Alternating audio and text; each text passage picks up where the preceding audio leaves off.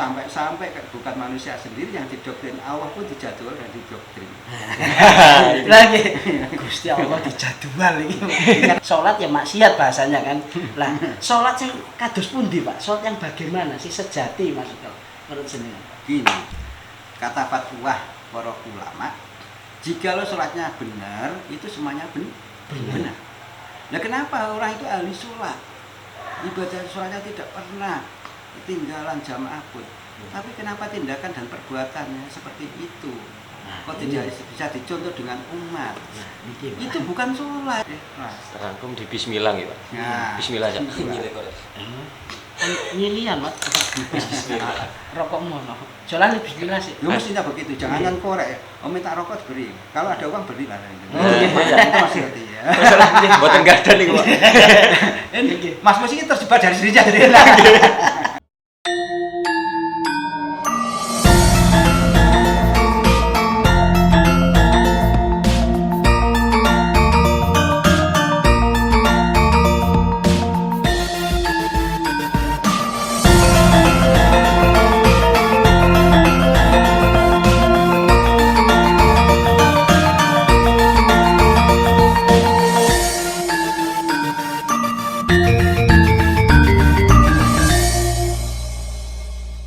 Assalamualaikum warahmatullahi wabarakatuh. Waalaikumsalam. Salam seruput. Pilur kabar mutadungan kabeh seger waras. Amin. Jembar rezekine sing pasti tetap istiqomah nang dalan urip. Alhamdulillah malam ini Cak Mus lagi silaturahmi di daerah Lamongan. Nah, daerah tepatnya di Lamongan Utara. Nah, suasana sadu, mushola full kayu. Full kayu. Nggih, Desa Banjarwati. Malam ini Cak Mus ngopi budaya sama kalau di daerah Banjarwati sekitarnya sudah masyhur lah beliau ini sebagai salah satu ya gurunya Cak Mus juga, guru ngaji. Jadi kita malam ini ngopi budaya kita. Ngopi kan tidak hanya sekedar esisnya minum kopi, seruputnya sampai makpiar tadi kan. Ya, tapi ngopi juga kan bisa dikatakan istilahnya ngobrol perihal iman. Mas. Iman yang bagaimana? Apakah iman sekedar hanya iman, hanya percaya atau gimana? Nah, nanti kali Bapak Sumarno mungkin kali dijelaskan lah, sambil santai biar dulur-dulur terbuka wawasannya. Corong juga cupet, pikirannya cupet, hatinya gak padang, gak jembar kan, nah, menghadapi masalah. Gak makpiar pokoknya. Oke, langsung saja. Assalamualaikum. Waalaikumsalam.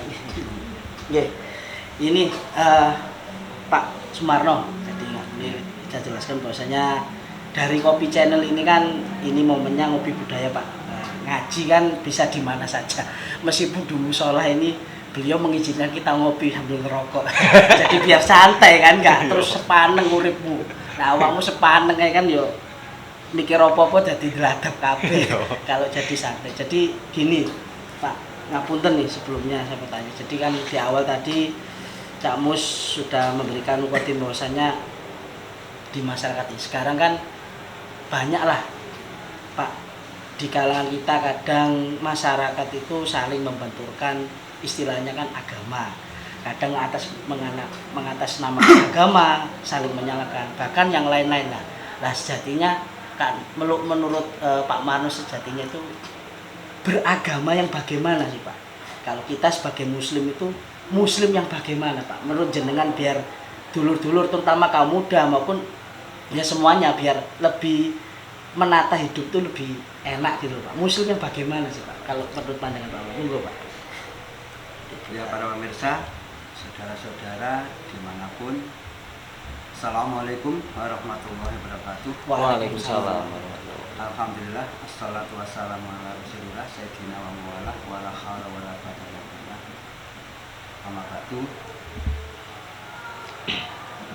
Saudaraku semua dimanapun dan Cak Mus dan saudara-saudara yang lain, saya kedatangan dengan teman sudah lama tidak ketemu, rasa kangen. Tempatnya santri ini. Alhamdulillah di Musholah An-Najah Desa Banjarwati, Kecamatan Paciran, Kabupaten Lamongan. Ini Camus mengutip tentang masalah agama dan keimanan dan ketakwaan. Wah, sangat berat. Tapi ngobrol kali ngopi mohon Pak. Ngobrol-ngobrol Iya, iya. barangkali bisa dicerna dari sahabat kita, menjadikan momen-momen hal-hal yang baik, dikarenakan kita ini hidup mencari yang baik. Baik. Amin. Hidup itu harus disertai dengan kebaikan dan ketenangan jiwa, sehingga kita hidup ini terarah dan pikiran positif, bukan negatif.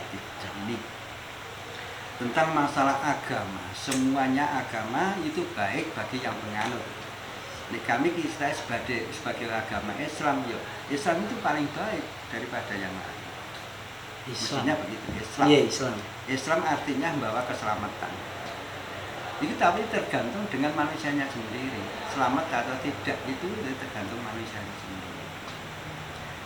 Allah itu tidak ingin umatnya itu masuk neraka semuanya. Harapan Allah itu bikin surga itu untuk umat manusia semua.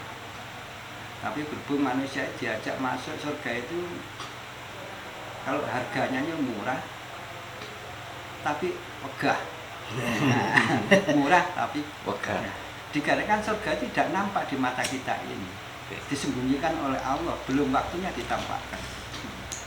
Nah, maka akhir-akhir zaman itu bisa menjadikan permasalahan yang besar itu dikarenakan manusia sendiri. Dikarenakan manusia hidup di dunia itu ada perbedaan. Perbedaan ini fitrah. Tapi fitrah itu suci, tapi dinodai darinya sendiri. Dikarenakan tidak bisa menerima dengan kenyataan satu dengan yang lain, saling menyalahkan, sehingga menjadikan runyam di dunia ini. Itulah sebenarnya. Kalau seandainya kan manusia itu bisa rukun, santai, tidak menyalahkan satu dengan yang lain, selamat, insya Allah selamat. Sesuai dengan Islam itu. Mestinya Membawa keselamatan. Nah, Islam kriteria itu ada 3. Ada yang baru mengikut Islam, ada yang sudah masuk Islam, ada yang sudah mengamalkan isi Islam. Nah, pertanyaannya tanyakan pada hatinya sendiri-sendiri. Sudahkah masuk mengamalkan Islam? Jangan-jangan baru ikut Islam. Ikut saja tapi belum masuk. Nah, itulah. Masuk pun itu kita ini harus tahu. Kita kalau masuk itu maksudnya apa sih? Dan yang diketahui itu apa? Ini sekedar masuk, sama halnya sama bertamu ke rumah saya, tapi hanya tahu rumahnya. Ketika masuk hanya masuk, tapi tidak tahu dalamnya. Isi rumah saya itu ada siapa saja, anak saya itu berapa, istri saya itu berapa, kan begitu kan? Iya. Lebih jelas. Dan nanti kalau ada pertanyaan, oh Pak Marno di mana? Oh di sana. Nah, tanya rumahnya ada kemana? Tidak tahu. Istrinya berapa? Tidak tahu. Anaknya berapa? Tahu. Kerjanya apa? Tidak tahu. Lah inilah. Nah, belum tahu apa-apa dalam isinya Islam, tapi sudah mengatakan sudah tahu Islam. Nah, inilah. Jadi merasakan itu dia tahu, tapi tidak tahu. Semuanya itu hanya apa sebagai abal-abal. Islam KTP.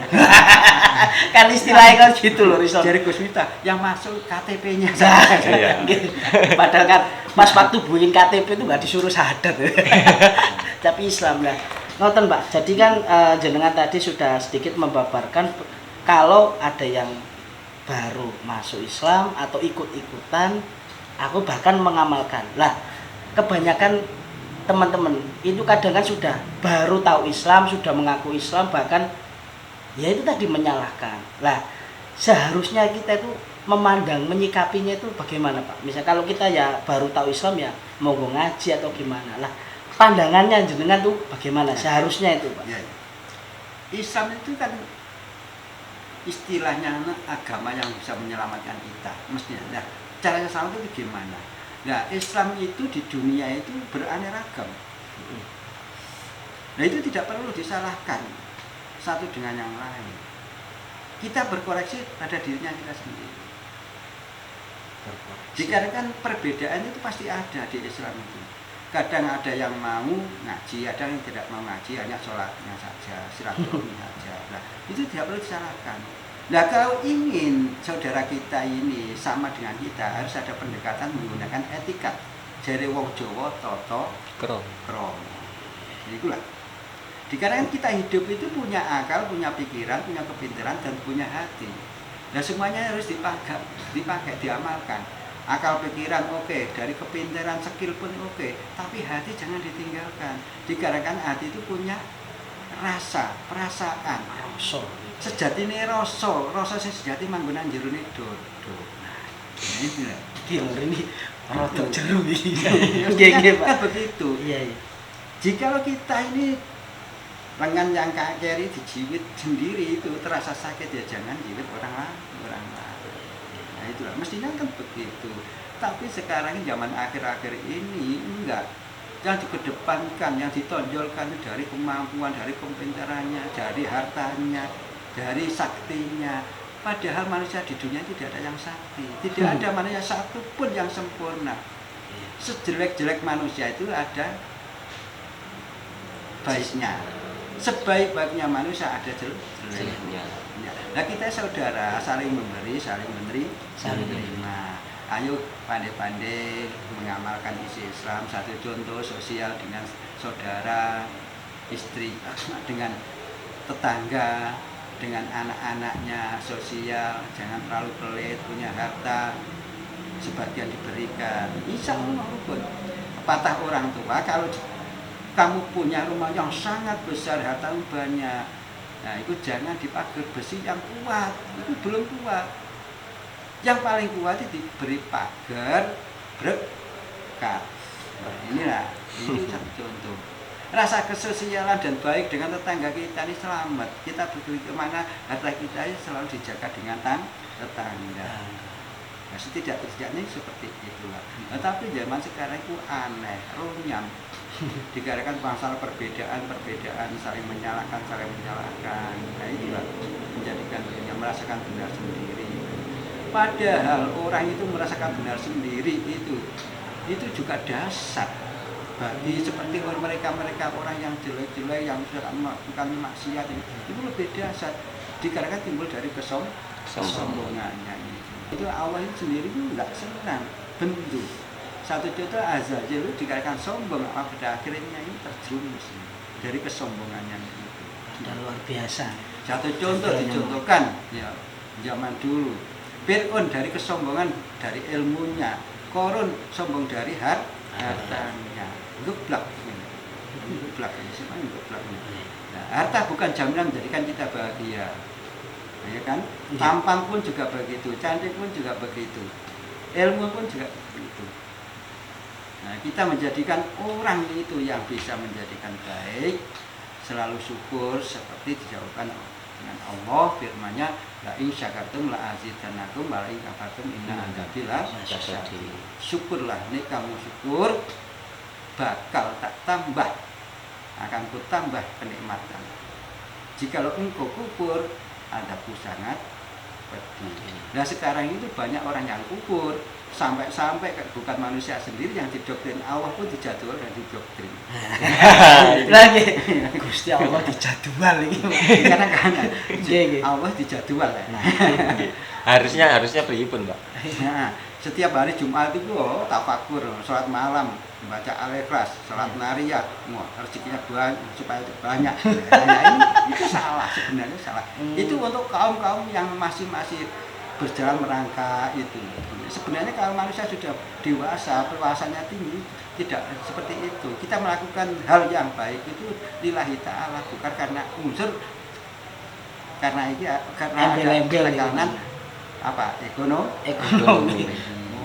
Istilahnya gitu Pak ya, kalau pas lagi utangnya wakil sholat terus itu Pak ya, terus baru atau gimana rezekinya seret baru ini saya harus baca apa gitu. Pelariannya ke sunan-sunan. Nah, jangan-jangan nih.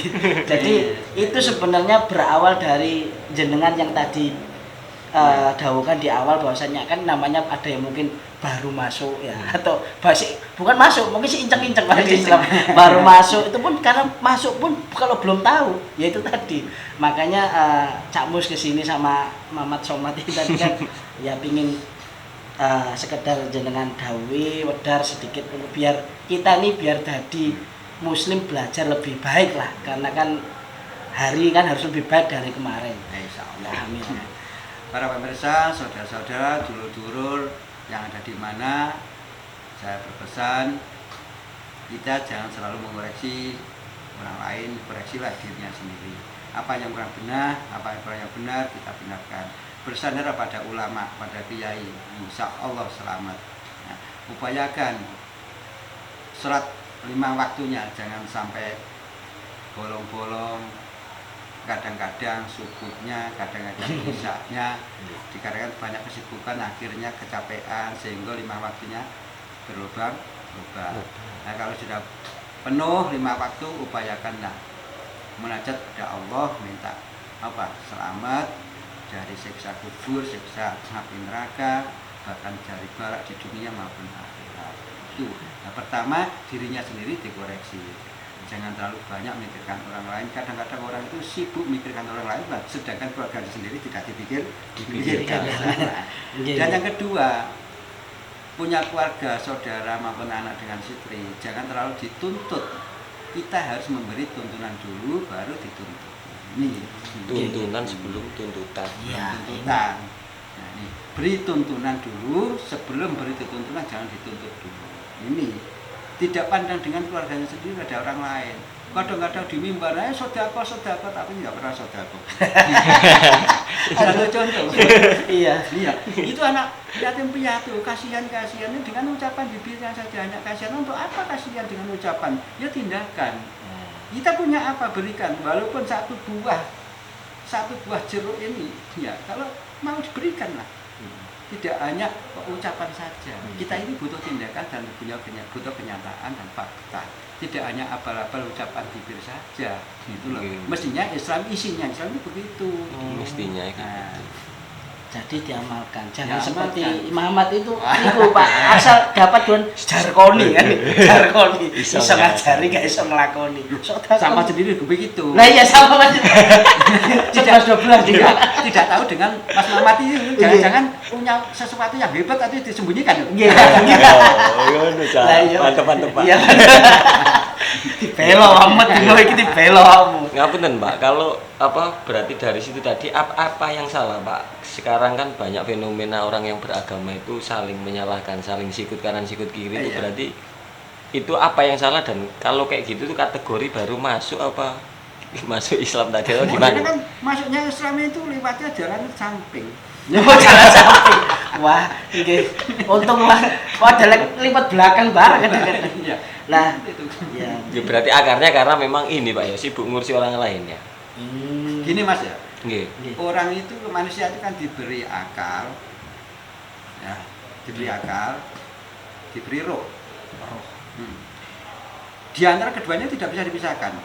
Dan yang ketiga diberi Nafsu. Nah, kebanyakan orang mau berbuat, bertindak apapun itu kadang-kadang di zaman akhir seperti ini disertai nafsu, bukan disertai dengan hati. Tidak nutup kemungkinan kalau akal ditonjolkan, kadang-kadang support dari nafsu tidak terasa. Dikarenakan juga bukan menggunakan hati. Rasa jati.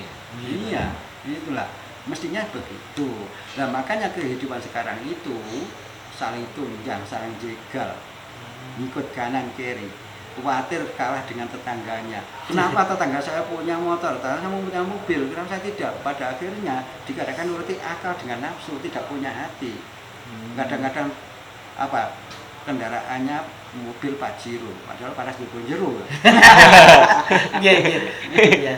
Nah, gini, ini alhamdulillah biasa kan sudah banyak yang kita dapatkan dari beliau. Nah, sekarang gini Pak, tadi jenengan kan dawuh seperti ini, misalkan kita harus jaga sholat 5 waktu, bahkan kalau sudah kita aktif nanti kita menambah mujahadah lah, kita sholat malam dan lain-lain. Lah, dalam Al-Quran sendiri kan diterangkan bahwasanya sholat itu mencegah nahi dan munkar. Kadang sudah banyak sholat tapi masih berbuat. Lah, kalau menurut jenengan Pak, itu sebenarnya yang pasti sholat itu benar, yang kita lakukan lah. Menurut pandangan jenengan Pak Mar, itu maksudnya sholat yang bagaimana? Yang harusnya yang sebenarnya kalau kita sholat benar, sholat yang sejati pasti akan mencegah, tidak berbuat. Nah, sekarang kita sholat ya maksiat bahasanya kan. Lah, sholat yang kados pundi Pak? Sholat yang bagaimana sih sejati maksudnya menurut jenengan? Gini, kata fatwa para ulama, jikalau sholatnya benar, itu semuanya benar. Nah, kenapa orang itu ahli sholat? Ibadah sholatnya tidak pernah ketinggalan jamaah pun. Tapi kenapa tindakan dan perbuatannya seperti itu? Kok tidak bisa dicontoh dengan umat? Itu bukan sholat, itu baru tataran sembahyang. Tataran berarti. Kita tataran sembahyang, belum sholat. Gimana itu? Iya. Apa bedanya sholat dengan sembahyang? Nah, ini sholat, kalau sholat itu untuk orang muslim, kalau sembahyang untuk orang Nasrani. Allahu Akbar. Ya memang diucapkan Allahu Akbar, Allah yang Maha Besar. Ucapan, tapi hatinya kemana saja? Wah, kerjaan saya belum selesai, istri saya pergi loh. Kadang begitu. Nah, makanya sholatnya belum sempurna. Nah, niku tipsnya gimana Pak? Misalkan damel cakmu sekali dulur itu untuk sholat yang benar-benar menjiwai ataupun biar kita merasakan rasa sholat itu bagaimana? Sejatinya rasa dalam sholat dalam itu jiwa. Lah diupayakan proses. Kita hidup lahir dari rahim ibu tidak mungkin langsung lari. Ya, biasanya itu lahir baru menangis, rumah, mengkurep, jongkok, baru berdiri, baru berjalan pelan-pelan, baru sampai besar sudah lari. Nah, melakukan ibadah kepada Allah itu pun juga begitu, tidak langsung. Itu ada bimbingan. Nah, yang bimbing siapa? Salah satunya ulama. Nah, dawuhnya ulama ini diperhatikan, tidak hanya didengarkan, tapi diperhatikan, setelah diperhatikan diamalkan. Sebenarnya kayak apa gini? Nah, di situ ketika takbir Allah Akbar setelah dilanjutkan dengan doa iftitah itu, setelah itu membaca Al-Fatihah, Alhamdulillahirobbilalamin. Di situ ada kata-kata di ayat satu ayat iya karena butuh ayat mustaqim itu tarik nafas dan benar-benar iya karena butuh wa iya karena nasta'in. Hanya kepadamu aku menyembah, tidak ada yang lain. Nah, kan itu. Jangan iya karena butuh wa iya nasta'in ihdinas langsung, itu ada harus titik kemadiran itu urusan dengan Allah. Begitu. Dilatih terus 5 waktunya ditambahi qobliyah ba'da yahiku, setelah itu terus malamnya tahajud munajat pada Allah, amalkan sesuatu ayat Al-Quran maupun asmaul husna atau sholawat itu diupayakan dengan ikhlas lillahi ta'ala, tidak ada yang lain, tidak ada unsur dikarenakan terbenturan ekonomi, terbenturan dengan istri, dengan anak, tidak ada. Kok anak kalau dengan istri kok diikut-ikutkan apa? Biarkan tidur, biarkan anak belajar, jangan diikut-ikutkan. Jadi sholat pas iya karena butuh tarik nafas itu, saya sambil dirasakan. Itu salah satu metodenya untuk itu. Kita mencoba sholat sing sejati ataupun sholat berusaha untuk khusyuk nih Pak. Jadi awalnya. Maka di surat Al-Ikhlas kul huwallahu ahad kul mutafasiro ing Allah hadu niku siji akadu niku satu balik nang Allah. Tidak ada dua, hanya satu Allah. Maka tertera di dalam Bismillah. Bismillahirrahmanirrahim. Itu tidak hanya bisa diartikan saja. Kita klarifikasi jumlahnya berapa? 19. Satu tanda Allah itu Esa 9 angka paling besar. Allahu Akbar. Kita mau minum kopi membaca bismillah tanpa disadari kita sudah mengaku nama Allah. Nah itu juga hurufnya sama. Dihitung cara kalkulasi matematika. Kalau matematika manusia di dunia itu beda dengan matematika Allah. Ya. Huruf hijaiyah itu 28. Nah, 2 dengan 8 10 sama. Nah, 10 itu angka yang banyak itu bukan 1 tapi 0.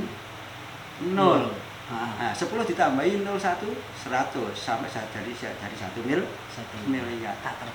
Tak terbatas itu banyaknya 0 itu. Tapi 0 itu angka mati, tapi yang hidup hanya 1. Kita tampan, kita kaya, kita cantik, kita punya jabatan, punya harta bertumpuk, tapi tidak kembali akadun apa yang terjadi celaka. Maka tertera di surat Al-Ikhlas. Terangkum di Bismillah ya Pak. Nah, Bismillah aja. Nyilian, Mat. Rokok mono. Jalan bismillah sih. Ya mestinya begitu, jangan yang korek. Om minta rokok diberi. Kalau ada uang berilah. Oh, iya. Itu masih ngerti ya. Mboten gadah niku, Pak. Ini Mas Mus ini terjebak dari sini jadi enak. Nggih, nggih. Kula juga mau belajar ngerokok juga bismillahirrahmanirrahim, Pak. Nah, nitip pertanyaan ya Pak Marno. Loh, Bener, monggo, Pak, itu monggo. tadi kan Cak Mus Bebas. bahas masalah ngobrol perihal iman apa nih Pak. Nah, itu tadi kan saya ngomong iman itu kan prinsip di Ya. dalam diri manusia nggih. Lah, cara kita menyikapi gitu gimana Pak? Kita hidup ini kan ya banyak Arti iman kan percaya kan? nggih percaya terus kan itu prinsip Pak. Artinya itu tadi kan biar nggak terjebak. Artinya gini Pak, misalnya ada orang katakanlah punya pandangan beda, prinsip beda atau gini lah Pak, orang agama lain gitu kan. Itu kan beda prinsip. Lah, cenderung kita kan terjebak di itu tadi Pak. Sikut-sikutan itu gimana? Mempertahankan prinsip tanpa untuk menghakimi gitu. Terus kunting. Misalnya kita berjalan jangan sampai berhenti di jembatan. Tak Nggih. mungkin di dunia tidak ada jembatan, dikarenakan banyak sungai. Sungai. Tidak untuk kemungkinan kita ini kalau berhenti di jembatan tidak terjebur pada serempet Mobil. mobil. Nah, itu pun sampai tujuan Terminal. terminal pun belum Belum selesai perjalanan kita sampai tujuan. Nah, maka kita ini harus berjalan kita mengendarai mobil ya atau motor. Jika di jembatan jangan berhenti lama-lama. Sampai terminal pun jangan berhenti terminal terus sampai tujuan. Nah, kebanyakan orang itu hanya baru jembatan berhenti. Nah, ini bahaya. Nah, iman itu percaya. Nah, kita itu tidak cukup hanya percaya saja. Harus yakin. Yakin tidak cukup yakin. Harus ainul Yakin. yakin. Tidak cukup ainul yakin sampai hakul Yakin. yakin. Nah, itulah. Ya, Allah ini tidak kelihatan. Ya mestinya nggak kelihatan. Belum waktunya kita bertemu dengan Allah. Mungkin kita ini hidup selalu berlumpur dengan dosa kok kepetok Allah. Gimana? Nah, Mampu kita. Nah, kadang-kadang orang ini sok. nggih, nggih. Nah, itulah. Kalau kita sudah menyatakan kita iman dengan ucapan asyhadu alla ilaha illallah wa asyhadu anna muhammadar rasulullah, kita harus yakin. Yakin sampai ditingkatkan lagi ketemu ainul yakin sampai hakul yakin benar-benar hak itu ada Allah. Nah, itulah. Nah, itu butuh proses itu latihan, belajar. Lah yang menjebak itu kan biasanya mempertahankan prinsip keyakinan itu akhirnya orang Dika- yang tidak iya. sesuai keyakinan itu disalahkan disikut gitu Pak. Iya, dikarenakan itu bukan hati, itu akal. Oke. Itu akal. Akal ditunggangi Nafsu. nafsu. Harusnya orang yang nyampe aku yakin nggak seperti itu Pak nggih. Iya, enggak seperti itu. Hmm. Nah, belajarnya itu seperti itu. Sebenarnya kayak apa?